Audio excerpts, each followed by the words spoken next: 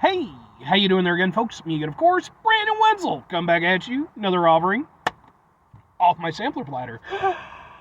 Yes, indeed, folks, sampler review series videos I've been doing for a while now. I'll go over there, try out food and drink items. I eat stuff, I drink stuff, and folks, I'm gonna talk about stuff. I'm gonna let you know all that you need to know about hopefully delicious stuff. That the time I'm doing this, folks, this is kind of an interesting one because, well, it's a little bit historical. But we'll get to that in a moment. Folks, super simple format. I'm going to go over there and try out food and or drink items. Whilst I'm doing so, I'm inside the truck. Whilst I'm inside the truck, I'm wearing a super cool shirt. Folks, when I wear super cool shirts, I like to highlight super cool shirt. Super cool shirt am I wearing today? Boom! It's my Dosu Kinata shirt. Look at him. He looks like a mummy. If you're not familiar with the character Dosu, that is perfectly reasonable. He is a fairly minor villain from the series Naruto. Back in them var days, I was a really, really big fan of Naruto. Like, I super was into it. I was on forums, and, like, I would, at that point in time, like, it was still a relatively new property, so I would just kind of take in what information would bleed through from Japan and stuff, and, like, I loved it, man.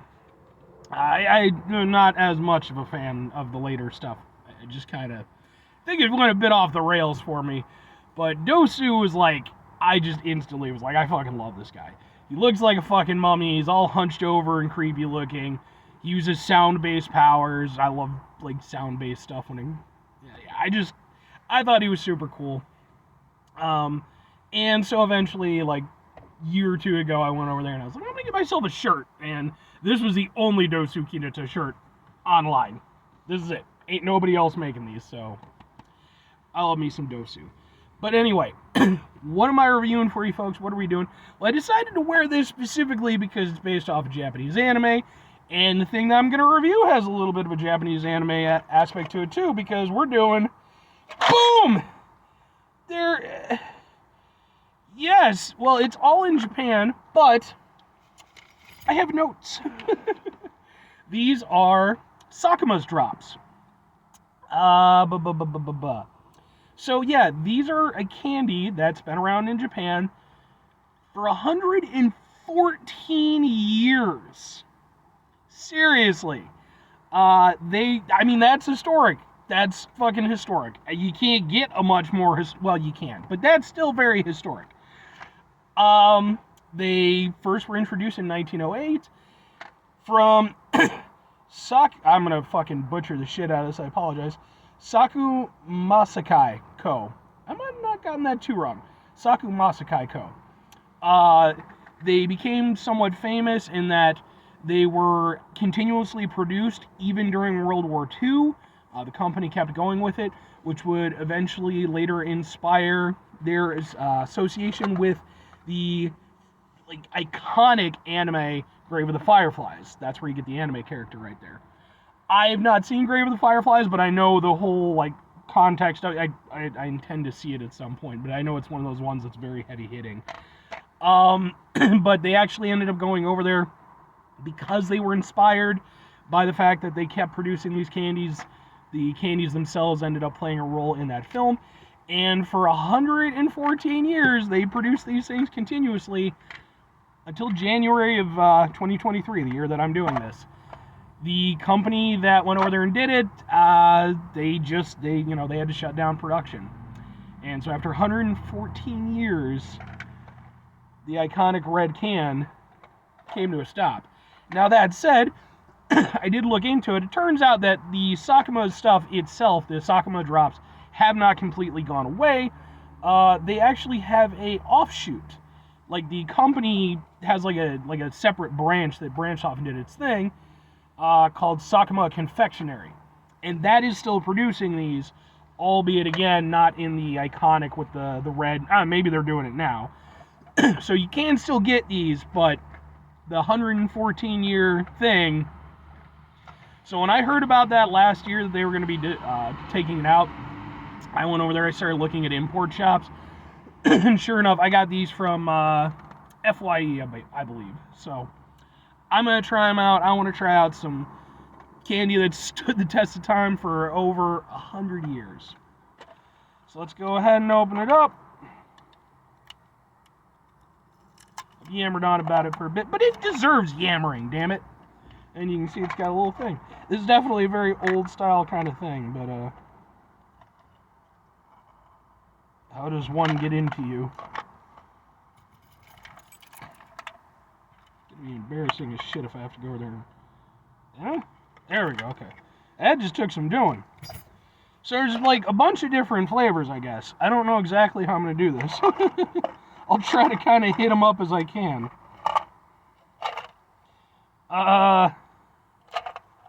Maybe I don't know. Maybe pineapple or lemon? Or maybe green apple? It looks like you got pineapple, lemon, green apple, orange, grape, strawberries. I think one of them's supposed to be mint?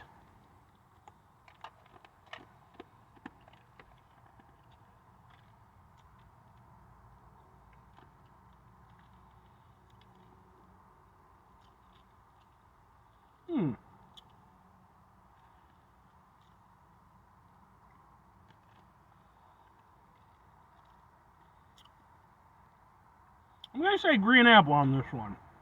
It's either green apple or pineapple. Because there's a little bit of sweetness, a little bit of sourness. It's definitely an old style hard candy. It's got a decent flavor to it though. Sweet, a little tangy. I'm going to kind of, for sake of time,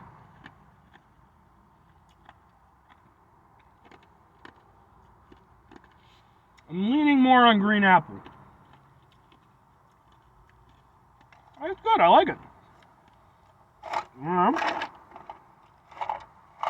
Move on to some other ones. I don't know if I'm going to do all of them, but I'm guessing this one's grape.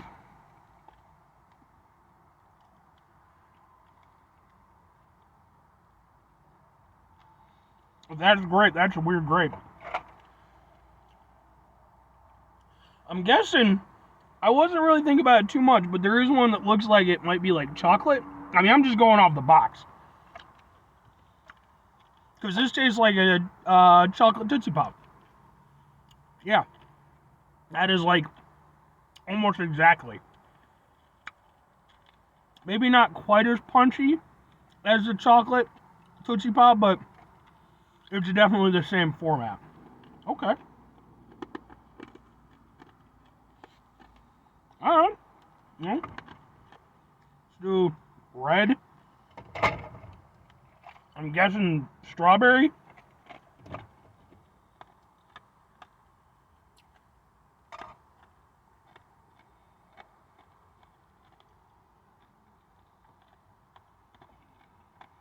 I'm working, folks. I'm doing what I can. Okay.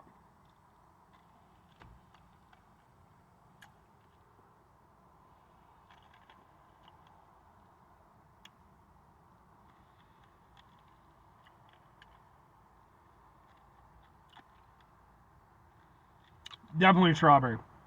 One thing I'll say, the flavors have all been pretty outright in terms of, you know, what they're presenting to be. Like I said, with the first one, I was a little bit maybe green apple, maybe pineapple, depending on, you know, kind of how you want to take the flavor with those. But chocolate one definitely, you know, reminds me of they're, like I said, they're very classic old style candies. Like, closest thing I could equate them to here in America would be like Dum Dums, those little suckers that you can get a lot of times for free from places. It's pretty much the same stuff, I would imagine. It's you know, hard, you know, just with a nice little fruitiness to it. But they're good. I could see why these stuck around for 114 years. I mean, I can also say this though. I can also see why they eventually would kind of maybe die out. But let's see if I can find one that's specifically pineapple.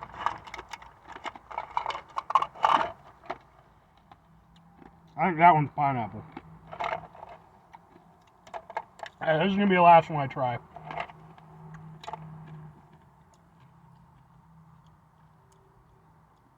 Strawberry one was really good, though.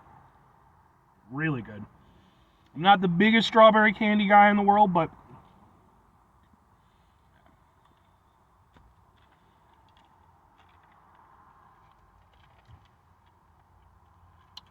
definitely pineapple.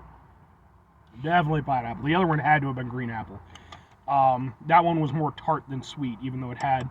Well, no, I mean it was still sweet, but it was the tart aspect was a little bit more prominent than the sweet aspect. The sweet aspect is more prominent. Yeah, it reminds me of a pineapple Dum Dum, which surprisingly is one of my favorites. It's not like Brandon Wenzel likes pineapple at all. That's just hogwash. No one's ever heard him say that. No, it's good. They have really nice flavors. So here's the thing. Like I said, I fully understand why these became iconic. Well, maybe not fully, but I can see why they have that iconic association. And I can appreciate why these would have stuck around for as long as they have.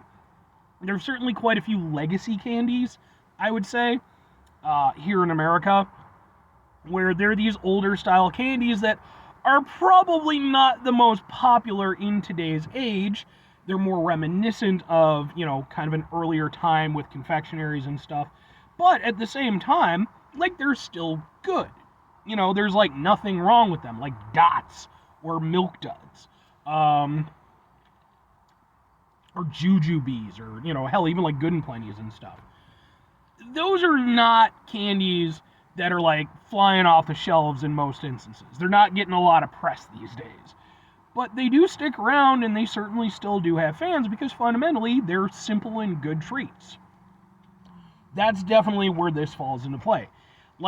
It's not anything super duper amazing, but they're just really solid little candies that, they offer a wide variety of flavors in each pack.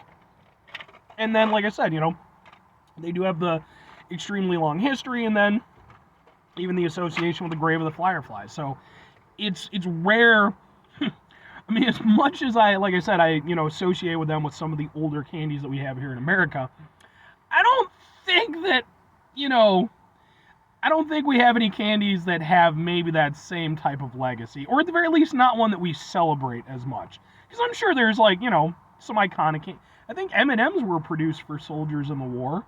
Wasn't that where they got the candy coating from? I could be wrong though. It's been a little while, but at the same time, I can't understand why these would have eventually kind of fallen off, because it's great to have the history. It's great to have that association with such an iconic film, but fundamentally, you still have to sell. These still need to compete in the market, and older style candies are always going to struggle in that regard. We're always pushing the envelope, trying to make sweeter, more interesting treats. These are good. They're perfectly good. But are they something that, for myself personally, I'm going to grab all the time? Well, that begs two questions. Would I get them again? Would I recommend them? Would I get them again? You know what? I might. I'll imagine this will actually probably hold me over for a while. This is a hefty thing. You get quite a few in here. I forget what I paid for it, but, I do go to occasional import shops and stuff. I could see if they're still available, whether in the classic red or in the other variety. Like I said, there is a company that is still making these, that is like an offshoot of the original company, so, they haven't gone away entirely. I could see maybe every now and again picking up some just for shits and giggles. Plus, as somebody who really loves history and stuff like that, there is that kind of aspect. And they're good. Like I said, they remind me of Dum Dums and Tootsie Pops and stuff like that. And I like those things. I don't eat them all that often, but having a nice little case of them with a nice variety of flavors, that's something I can get behind. Would I recommend them to people? Well, first and foremost, like I said, it's probably going to be hard to get a hold of them if you run into them in an import store or something like that. So that kind of comes into play. I would recommend them in a certain regard, but it has to be to certain people. Either, if you're a big fan of Grave of the Fireflies, or if you're like myself, where, you enjoy, the historical aspect of it. they're cool little candies. But at the same time, they're not mind-blowing. They're not, it's not even like a thing like, where you think about like Japanese-style candy and stuff like that. Sometimes they're really interesting and unique compared to, what we're used to in the West. These aren't that. These are very much things that you would be associated with, especially if you're of, kind of above a certain age. Maybe if you're younger, not as much. But they are really good for what they are. But they are just simple little candies, So, I mean, if you can get them for relatively cheap or something, sure. Anyway, this has been running for a while. 5 things before I get out of here. Have yourself a great rest of the day, spectacular rest of the week, monumental rest of the month, stupendous rest of the year, folks. You go over there and have yourselves a truly 114 years-tastic rest of your life. That is a hell of an accomplishment. Like, even if these are leaving the shelves, 114 years is beyond respectable. So, good on them. Final 2 things. Number 1, try to bring some positivity in the world. It's not always possible. It is, however, always appreciated. But what you do if you can't do all the time, I know I can't do all the time. Here's what you're going to do, folks. You're going to try not to be an asshole. Folks, not always the easiest thing in the world to not be an asshole. We run into lives and things in our situations that are very stressful and frustrating, etc. Take a step back. Try to mitigate the level of assholishness in our lives. Hopefully do better for ourselves and for those around us. Very final thing, folks. Do the thing. Whatever the thing is for you, that's what I want you to go out and do. Folks, maybe you're going to go over there. Maybe, it doesn't even have to be these. Maybe you're just going to go over there and you're going to enjoy yourself, a classic candy treat, from your childhood. Because we do get I know for myself, we do get kind of swept up in, like, the new stuff, and it's, like, always looking for what's new and available. But at the same time, there's a lot of really classic-style treats, and they don't even have to be candy, that have been around for a while. Hey, maybe they deserve a little love and attention, too. I don't know if all of them are going to stick around for 114 years, though some of them might have even stuck around longer. But it is important that as we go over there, as we move forward with this stuff, we don't completely leave the past behind. It's always good to go over there because, well, there's some pretty cool stuff back there sometimes. Not usually socially. Socially, the past is usually not that great. But it depends your perspective. Anyway, bye.